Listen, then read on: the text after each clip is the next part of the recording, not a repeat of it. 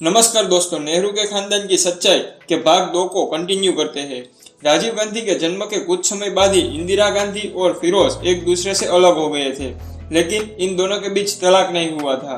News report के अनुसार मिली जानकारी से यह बताया जाता है कि फिरोज गांधी अक्सर नेहरू परिवार से पैसे मांगते हुए परेशान करते थे और नेहरू की राजनीतिक गतिविधियों में हस्तक्षेप करते थे।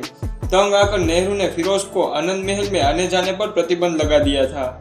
फिरोज की मृत्यु से नेहरू और इंदिरा को बहुत ही बड़ी राहत मिली थी। साल 1960 में फिरोज गांधी की मृत्यु भी रहस्यमय हालत में हुई थी। अब बात करते हैं इंदिरा के छोटे बेटे संजय गांधी के बारे में। दरअसल संजय गांधी का असली नाम संजीव गांधी था, अपने बड़े भाई राजीव गांधी से मिलता जुलता। लेकिन संजय नाम रखने की नौबत इसलिए आई क्योंकि उन्हें लंदन पुलिस ने इंग्लैंड में कार चोरी के आरोप में पकड़ा था और पासपोर्ट जब्त कर लिया था। ब्रिटेन में तत्कालीन भारतीय उच्चायुक्त कृष्ण मेनन ने तब मदद करके संजीव गांधी का नाम बदलकर नया पासपोर्ट संजीव गांधी के नाम से बना दिया था।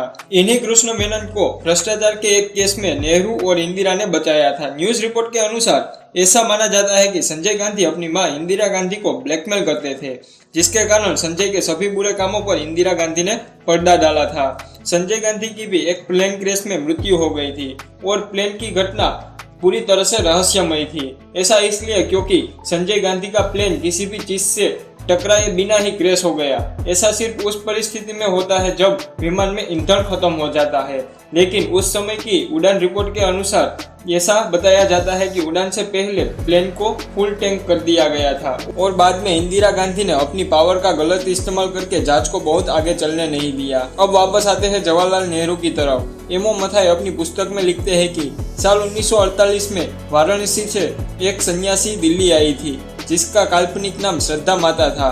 वह संस्कृत की बहुत बड़ी विद्वान थी।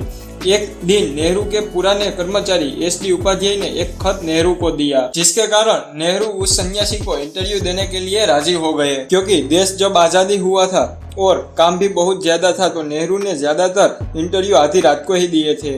मथाई अपनी किताब में लिखते हैं कि एक रात मैंने उन्हें पीएम हाउस से निकलते हुए देखा और अचानक दूसरे दिन ही श्रद्धा माता गायब हो गई, जो किसी के ढूंढने पर भी नहीं मिली। नवंबर 1949 में बेंगलुरु के अनाथालय से एक आदमी एक पत्रों से भरा बंडल लेकर आया। उसने कहा कि उत्तर भारत से एक युवती उस अनाथालय में आई थी। उसने एक बच्चे को जन्म दिया। उस युवती ने अपना नाम पता नहीं बताया और बच्चे को जन्म देते ही थोड़ी देर के बाद बच्चे को वहां छोड़कर चली गई। उस युवती की निजी वस्तु में हिंदी में लिखे गए पत्र बरामद हुए थे, जिसे प्रधानमंत्री जवाहरलाल नेहरू द्वारा लिखे गए थे। तो दोस्तों, यह थे जवाहरलाल नेहरू के काले सच। भाग 3 में हम देखेंगे इंदिरा गांधी के प्रेम प्रकरण के बारे में।